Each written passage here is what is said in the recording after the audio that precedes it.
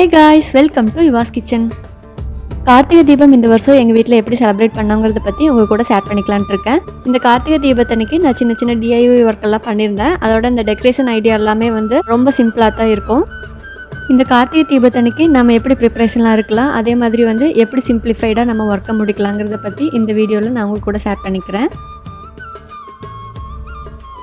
கார்த்திகை தீபத்துக்கு முன்னாடி வரைக்கும் மழை பெஞ்சிட்டே இருந்ததுனால மண்ணெல்லாம் இருந்தது.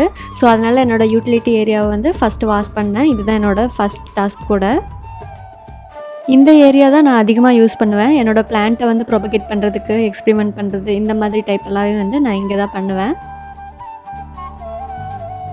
வெசல் வாஷிங்லேருந்து கிளாத் வாஷிங் வரைக்கும் எல்லாமே இந்த யூட்டிலிட்டி ஏரியாவில் தான் நடக்கும். ஸோ அதனால தான் இந்த ஏரியாவை நான் ஃபஸ்ட்டு க்ளீன் பண்ணிட்டேன். ஹோம் க்ளீனிங் எல்லாமே ராமு சோமு பார்த்துக்குவாங்க. அதனால் வெளியில் முடித்ததும் நான் அடுத்தது வெசல் க்ளீனிங்க்கு வந்துட்டேன்.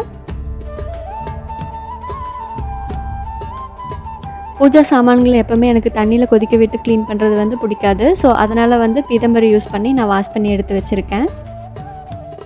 அது கூட லைட்டாக புளியும் சேர்த்து நம்ம வாஷ் பண்ணோன்னா நல்லா பளபளப்பாக வரும்.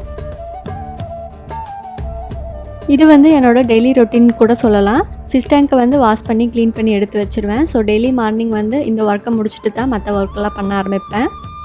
இதில் மணி பிளான்ட்டும் ஃபிலோட்ரமன் பிளான்ட்டும் வச்சுருக்கேன். இந்த ஃபிஷ் ரெண்டும் பார்த்திங்கன்னா மற்ற ஃபிஷ் எல்லாத்தையும் கொண்டுட்டு இருந்தது. ஸோ அதனால் இந்த ரெண்டையும் செப்பரேட் பண்ணி நான் வச்சுருக்கேன்.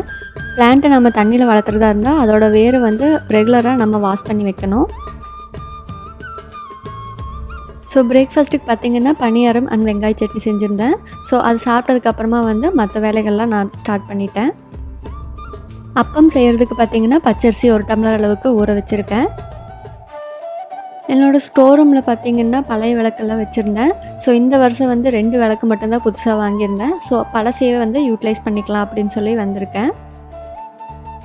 போன இயர் வாங்கின விளக்கு எல்லாத்தையுமே நான் சுத்தம் பண்ணி எடுத்து வச்சுருக்கேன். ஸோ இந்த மாதிரி அட்டை பாக்ஸில் போட்டு வச்சதுனால தான் இப்போ ஈஸியாக ஹேண்டில் பண்ண முடியுது. எல்லா விளக்குமே சுத்தமாக இருக்கிறதுனால ஒரு 1/2 அன் ஹவர் மட்டும் வாட்டரில் ஊற வச்சுட்டு அதை தண்ணி ட்ரெயின் பண்ணி வச்சா மட்டும் போதும்.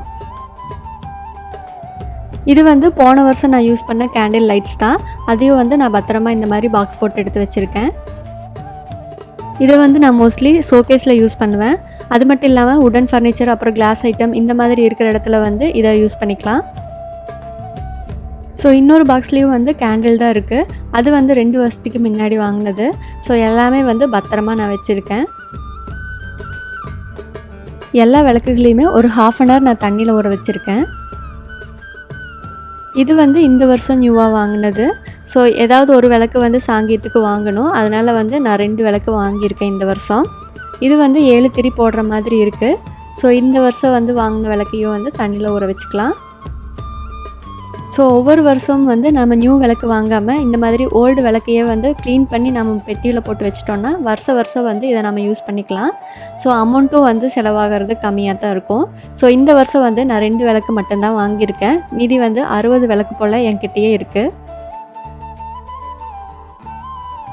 ஊற வச்ச விளக்கு எல்லாத்தையும் தண்ணியிலேருந்து வெளியே எடுத்து வச்சிட்றேன். கார்த்திகை மாதம் எப்போவுமே அடமழையாக தான் இருக்கும். ஸோ அந்த மழை காலத்தில் ஈஸியாக விளக்கு எல்லாமே காஞ்சிடாது. ஸோ மதியமே இந்த ஒர்க்கெல்லாம் பண்ணி முடிச்சிட்டோம்னா ஈவினிங் நம்ம ரிலாக்ஸாக இருக்கலாம்.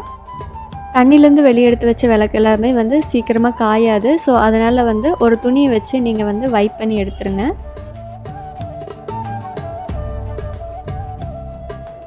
விளக்கு எல்லாத்தையும் ஒரு டைம் வைப் பண்ணி எடுத்ததோ அதை இந்த மாதிரி காய வச்சுருக்கேன். ஸோ ஒன்றுக்கு ஒட்டாமல் காய வச்சோம்னா சீக்கிரமாக காஞ்சிரும்.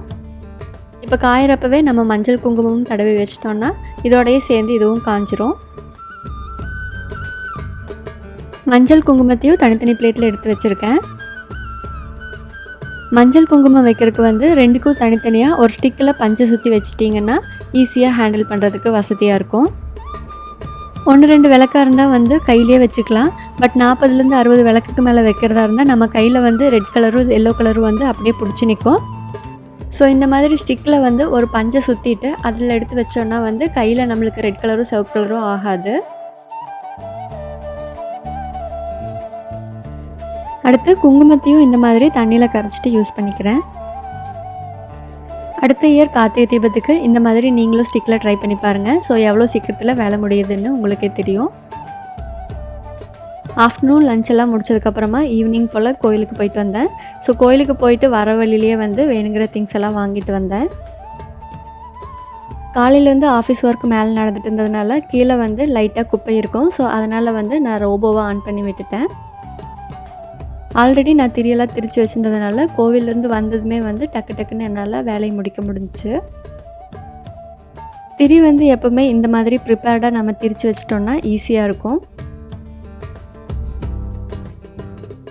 4:30ங்கிற டைமில் வந்து ஆயிலையும் நான் ஊற்றி வச்சுட்டேன். ஸோ இந்த டைமில் வந்து ஊற்றி வச்சிட்டோம்னா நம்ம 6 மணிக்கு அப்படி விளக்கு வைக்கிற போது ஈஸியாக இருக்கும். இதுக்கப்புறம் வந்து நான் ரங்கோலி அப்புறம் ஃப்ளார் டெக்கரேஷன் இந்த மாதிரிலாம் பண்ணலான்ட்டு இருக்கேன். ஸோ அதனால் வந்து ஃபஸ்ட்டே இந்த மாதிரி ப்ரிப்பேர் பண்ணி வச்சிட்டோம்னா அடுத்தடுத்து நம்ம ஒர்க் பண்ணுறதுக்கு ஈஸியாக இருக்கும். ஸோ விளக்கில் எண்ணெயெல்லாம் ஊற்றி வச்சதுக்கப்புறமா நான் வந்து ஒரு ரங்கோலி டிசைன் ஒன்று ஹாலில் போடலாம் அப்படின்னு சொல்லி பிளான் பண்ணியிருக்கேன். இந்த டிசைன் தான் நான் பின்ட்ரெஸ்ட்லேருந்து சூஸ் பண்ணியிருந்தேன். பார்க்குறதுக்கு வந்து இல்லூஷன் ஃபீலில் இருந்தது. இந்த டிசைனுக்கு வந்து ஜஸ்ட்டு சர்க்கிள் ட்ரா பண்ணிவிட்டு சர்க்கிளோட சென்டர் பாயிண்ட்லேருந்து நம்ம லைன் வரைஞ்சாவே போதும்.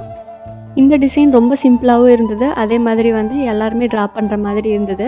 ஸோ அந்த ஹரிபரி டைமில் வந்து எனக்கு இந்த ஐடியா தான் தோணுச்சு. ஸோ அதனால் வந்து இதை மட்டும் எடுத்திருந்தேன்.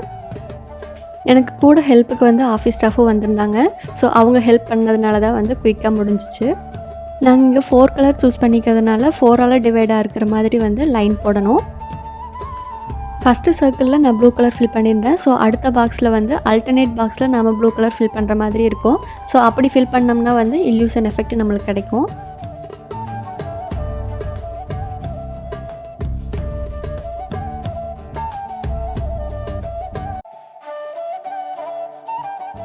இது வரைக்கும் நீங்கள் ரங்கோலி போட்டது இல்லைன்னா இந்த டிசைன் எடுத்து ட்ரை பண்ணி பாருங்கள். இது வந்து வெறும் கலர் ஃபில்லிங் மட்டும்தான். ஸோ சிம்பிளாக தான் இருக்குது. ஸோ டைம் ரொம்ப ஆகிட்டு இருக்கிறதுனால இதுக்கப்புறம் வந்து ஆஃபீஸ் ஸ்டாஃபே ஃபில் பண்ணிட்டாங்க. ஸோ அதுக்கப்புறம் வந்து நான் பூஜா ரூம் டெக்கரேஷனுக்கு போயிட்டேன். பூஜா ரூமுக்கு வெளியில் இந்த டெக்கரேஷன் பண்ணிகிட்ருக்கேன். ஒரு பிளேட்டை வச்சுட்டு அதை சுற்றியும் வந்து வெத்தலை இலையால் டெக்கரேட் பண்ணியிருக்கேன். எப்போ பூஜா செலிப்ரேஷன் நடந்தாலும் வெத்தலை, மாயலை இந்த மாதிரி இலைகளில் வந்து கண்டிப்பாக யூஸ் பண்ணுவோம். ஸோ அதனால் வந்து அதை யூஸ் பண்ணியே வந்து நான் டெக்கரேஷனும் பிளான் பண்ணியிருந்தேன். இந்த டிசைன் பார்க்குறக்கு அழகாக இருக்கும். அதோட சிம்பிளாக கூட சீக்கிரம் வேலை முடிஞ்சிடும். ஸோ நீங்களும் வந்து ஏதாவது விசேஷம் இருந்ததுன்னா இந்த டிசைனை ட்ரை பண்ணி பாருங்கள். இப்போ இந்த பிளேட்டில் கொஞ்சமாக தண்ணி ஊற்றிக்கிறேன். ஸோ தண்ணி விட்டதுக்கப்புறமா இதில் வந்து நான் பூவெல்லாம் அரேஞ்ச் பண்ணிக்கலாம். பூவோட காம்பு இல்லாமல் இதை நான் வச்சிடுறேன். நான் இங்கே செவ்வந்தி பூ வச்சுருக்கேன், கலர் கான்ட்ராஸ்ட்டாக நல்லாயிருக்கும்ன்ட்டு. இதோட சென்டரில் ரெட் ரோஸ் இருந்தாலும் கூட வச்சுக்கலாம், அவ்வளோ சூப்பராக இருக்கும். என்கிட்ட வந்து ஒரு தாமரை இருந்துச்சு. ஸோ அதை வந்து இதுக்கு சென்டரில் நான் வச்சுக்கிறேன்.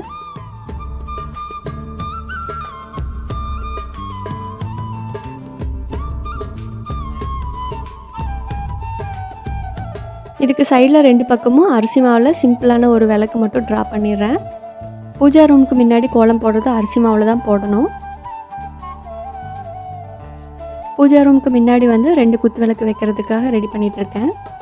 பூஜா ரூமுக்கு முன்னாடி அரேஞ்ச்மெண்ட்ஸ் எல்லாம் முடிஞ்சிருச்சு. இப்போ பூஜா ரூம் வந்து டெக்கரேட் பண்ணிகிட்ருக்கேன். பூஜா ரூமில் ஒரே ஒரு ஸ்டார் மட்டும் போட்டிருக்கேன். அரிசி மாவு கோலம் போடுறதுக்கு அச்சு வந்து இருந்தால் வாங்கி வச்சுக்கோங்க. ஸோ அது வந்து உங்களுக்கு யூஸ்ஃபுல்லாக இருக்கும்.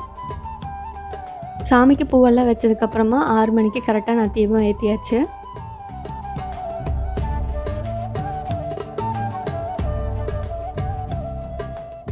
பூஜா ரூம் மட்டும் ஃபஸ்ட்டே நான் விளக்கேற்றி வச்சுட்டேன். ஸோ அடுத்தது வந்து பொறுமையாக நான் ஏற்றிக்கலான்னு சொல்லி ஃபஸ்ட் இதை மட்டும் முடிச்சிருந்தேன்.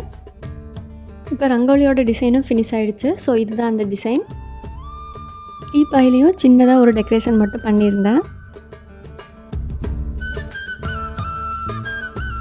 ஸோ ஓவராலாக டெக்கரேஷன் எல்லாமே முடிஞ்சிடுச்சு. ஸோ ஃபைனலாக விளக்கு மட்டும் நம்ம வச்சா சரி.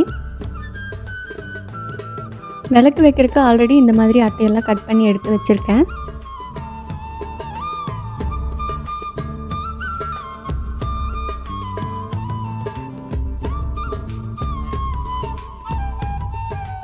பூஜா ரூமுக்குள்ளே ஆல்ரெடி வச்சாச்சு. இப்போ பூஜா ரூமுக்கு வெளியில் மட்டும் இப்போ வச்சுருக்கேன்.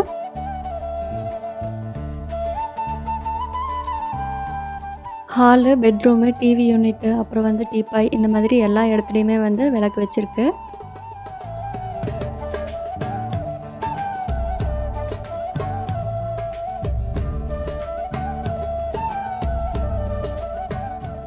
அதோட வீட்டுக்குள்ளே இருக்கிற ஸ்டெப்ஸு அப்புறம் ஆஃபீஸ் எல்லா பக்கமே வந்து வச்சுருக்கு. வெளியில் படியில் இந்த மாதிரி விளக்கெல்லாம் வச்சுருக்கேன். இது வந்து யூட்டிலிட்டி ஏரியாவில் இங்கேயும் வந்து கோலம் போட்டு வச்சுருக்கு. வெளியில் மழையாக இருக்கிறதுனால வீட்டுக்குள்ளே மட்டும் ரங்கோலி போட்டிருக்கு. ஸோ வெளியில் வந்து எந்த டெக்கரேஷனும் பண்ணல.